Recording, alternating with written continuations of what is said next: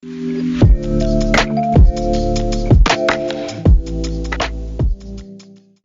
everyone. My name is Pieter and I welcome you to the Tax Bite podcast series. This is a special Tax Bite podcast because we make a sub-series of podcasts regarding tax disputes, mitigation, and how to deal with them.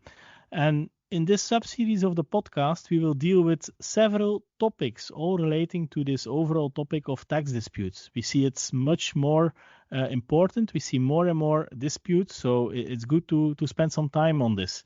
This first episode, and I'm very happy to welcome Veronique de Brabanter and Gauthier Vaal to my virtual recording studio. We will talk about tax penalties and in particular some changes we see in the legislation in Belgium regarding the application of tax penalties in tax audits. Veronique and Gauthier are both lawyers in PwC Legal, the affiliated law firm of PwC, and Veronique is heading up the team in PwC Legal that is specialized in tax procedures and dispute resolutions. So I suggest we just kick it off. Welcome, Veronique and Gauthier. And maybe to start, it was mentioned in the Belgian government agreement and the new program law, which was in July of this year, published. There is a new principle and a new penalty regime. And the principle introduced is that taxpayers who act in good faith will no longer have to pay penalties in a first infringement. So is this an actual change that you see, Veronique, or is it more a cosmetic thing in the government agreement? Well, Peter, it is indeed a quite fundamental change. Now, the law still provides for administrative penalties in the form of a tax increase ranging from 10% for first infringement and going up to 20 and 30% for subsequent infringements, as it was in the past. But what changed is that for taxpayers in good faith, the 10% increase will automatically not apply for the first infringement made in good faith. While previously the tax authorities, they had a kind of a discretionary power to waive a penalty of 10%, which in practice did not happen very often. Okay, well, thank you. So this is very positive because I understand, Veronique, it means that as a taxpayer, you will now have the right to make a mistake. Is that right? Well, that's right, but there is some negative aspect to it. So when you make a mistake for the very first time, this will not have an effect based on the new provision. That's clear. However, when you make a mistake again in a subsequent tax return after you have been notified of a first mistake already, then your first mistake, which had no effect, but it will be remembered when you will make a second mistake, and then you will immediately be penalized for a second mistake with a tax increase of 20%. That was different in the past. When you made a mistake, a tax increase of 10% was waived for a first offense, and then the penalty was completely off the table, and the subsequent offense was only sanctioned at 10%. So that's the negative side. But that's interesting. But then I'm thinking practically, and maybe this is a question for you, Gauthier. I'm very practical in this. So an audit in Belgium happens usually over more than 1 year, let's say over 2 years. So if the same offense would be noticed in both years, which is very likely the case if a taxpayer makes an error, that it's not in 1 year but in 2 years, would it mean that you lose the 10%? Or what would happen if you have several small mistakes in one tax return, which is also often happening given the complexity of our tax return? Gauthier, what do you think about that? Yeah, hello, Peter, and that's a very good question. And you have to know that a circular letter of the tax authorities has been recently published. And in this context, it provides an answer to your question. So when there are several tax infringements of the same kind, of the same seriousness, only one infringement will be taken into account. So the percentage to be applied for the tax increase will be the same for all the years under audits or for the tax return in question. So just an example, 2 years ago, a tax audit was carried out with an infringement. Okay. Now this year, a new tax audit launched by the tax authorities. We do observe that there are still 2 mistakes in my tax return. The same percentage will be applied for both mistakes, and it will be 20% in the case at hand because it will be the second infringement. Okay, and maybe just a small follow-up on this one. So does it mean that you will then be continuously more penalized each time that you make a mistake? Or, yeah, in other words, is there a certain period that your mistake, your error, has an effect for this purpose? Yeah. So a royal decree provides also an answer. And the rule is that when the previous tax infringement has been committed and sanctions more than 4 assessment years in the past, then there is a reset. Once again, an example, tax audit has been launched regarding assessment year 2020 with the tax increase, nothing 21, nothing 22, 23, 24. And again, regarding assessment year 2025, the tax authorities decide to adjust the tax situation of the taxpayer. In this kind of situation, there will be a reset regarding the tax increase. So that means that it will be considered as the first infringement.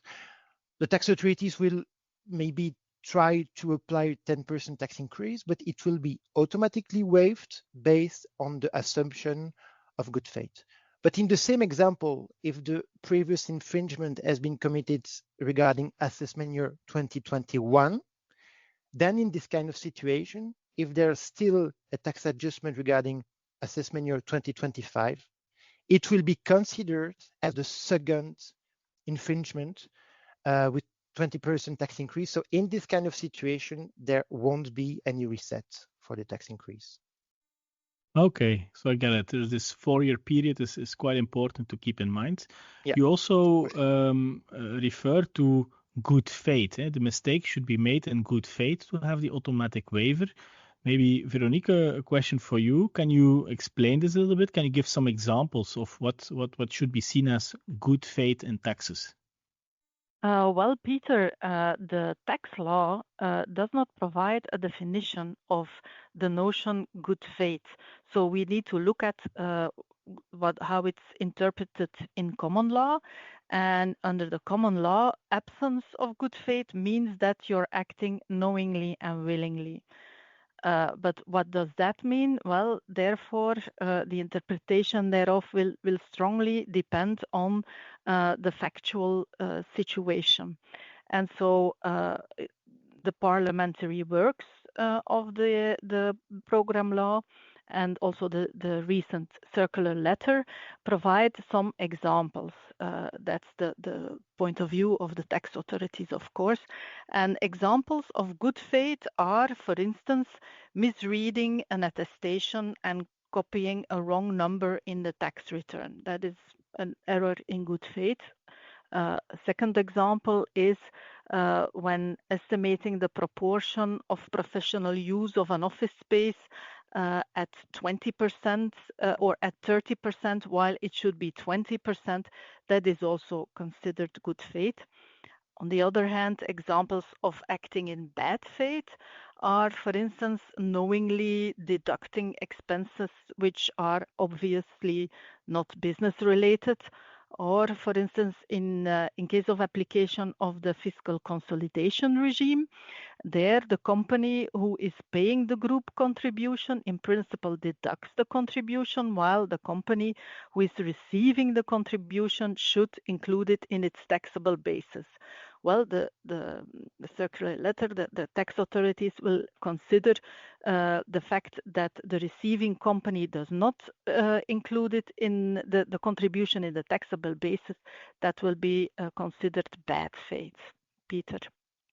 Okay, Thank you for these examples, Veronique. I think they clarify a lot. So the last examples you gave of not good faith, does these examples then imply tax fraud immediately? No, Peter. Absence of good faith or bad faith does not immediately imply fraudulent intent. This is a different notion. So in case the tax authorities want to apply a penalty for fraudulent intent, so for which they can apply 50% increase, then they have to prove that the infringement was committed with the intention to evade taxes. And so basically this means that you now have 4 categories of offenses. First category are the offenses committed due to circumstances out of the will of the taxpayer, or in case of force majeure, for instance, not filing personal income tax returns due to illness, for instance. A second category are the offenses committed in good faith. That's now the new category. Third category are the offenses committed in bad faith, and then you have the fourth category, offenses committed with fraudulent intent. Okay, clearly. So good faith, bad faith, tax fraud is clearly different topics. I also read somewhere that there could be exceptions also to this new rule, that the tax increase in the first offense would be automatically waived. Gauthier, is that true? Are there exceptions also to this rule? Yeah, that's true, Peter. And there are exceptions, notably in the case of ex officio assessment. Ex officio assessment, that's a technical word referring to some situations where the tax authorities can use a specific tax procedure. So in a nutshell, in some situations, such as when a tax return hasn't been filed in due time, or situation where adjustment notices and request for information has been sent without any response in due time, in those kind of situations, the tax authorities can reverse the burden of proof. Another situation where ex officio assessment can be used is the situation when the taxpayer when the taxpayer's returns contain a formal defect, for instance, such as the fact that mandatory appendixes haven't been added. In this kind of situation, if the tax authority send a reminder and that the taxpayer does not respond to it, the tax authorities are also entitled to use the ex officio assessment procedure.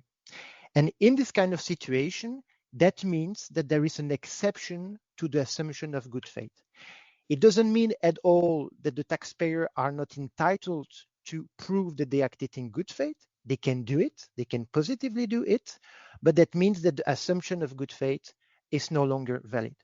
And in practice, it will depend on the factual circumstances, but sometimes here we could consider situations where there is ex officio assessment, but the taxpayer could demonstrate that he acted in good faith. Okay, thank you, Gauthier. I recently also read that many companies increasingly are late with filing their annual accounts.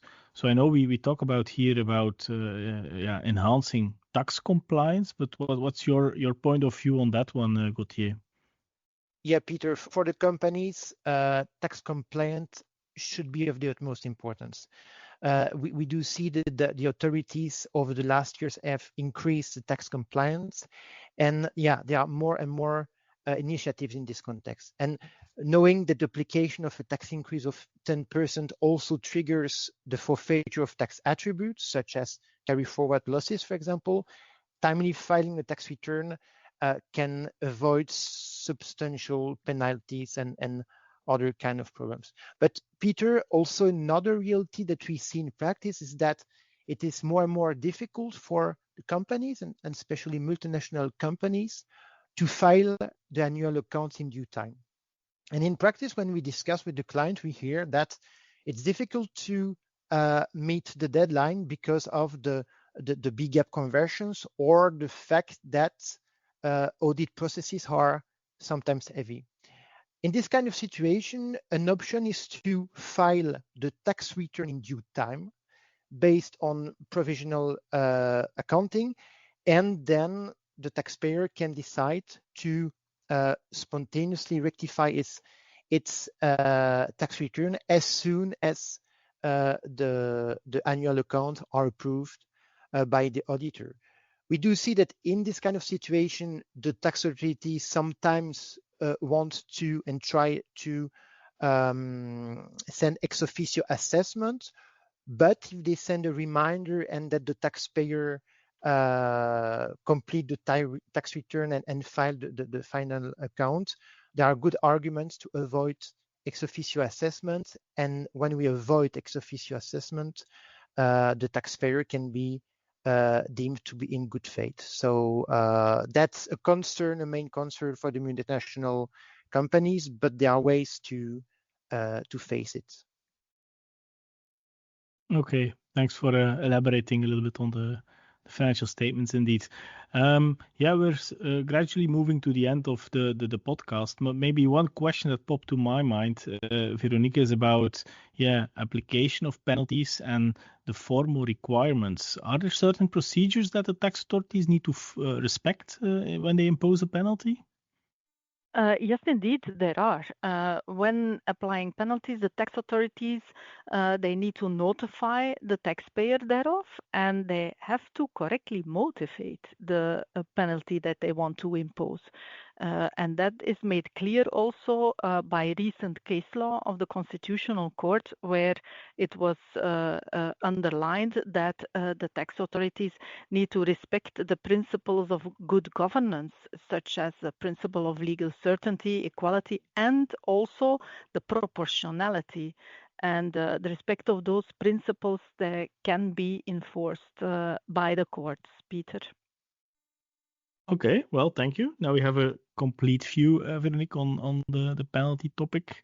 Yeah, we reached the end of the podcast. But before thanking you all for tuning in, maybe one last final question that is burning for me. Veronique, is you talked about a lot of positive things. You had some nuances, some small concerns also to the change. Overall, is this now a positive reform in your professional view or not? Well, Pieter, what is positive is that it emphasizes the principle, the basic principle that the taxpayer, when he is committing a first offense, that the taxpayer is considered to act in good faith. So that is, for me, a very positive step forward. But of course, as we explained, there are exceptions, and there will be in practice some interpretation difficulties. And perhaps also as a last comment, we are also still awaiting a reform of the indirect tax penalties regime, because now we talked about direct tax penalties, but there was also a reform announced for indirect tax penalties. And we may come back to that in one of the subsequent podcasts. Yes, thank you. And indeed, this podcast was one podcast in a series of podcasts where we'll talk about tax disputes, how to mitigate them, and the impact thereof. So with that, I would like to thank you very much, Veronique and Gauthier, for coming to my virtual recording studio here. It's nice to have colleagues from PwC Legal also in our recording studio. For the audience, thank you for tuning in. Keep an eye, I would say, on the podcast channel, because there will be more editions of this series as well as other podcasts on international tax topics. Thank you.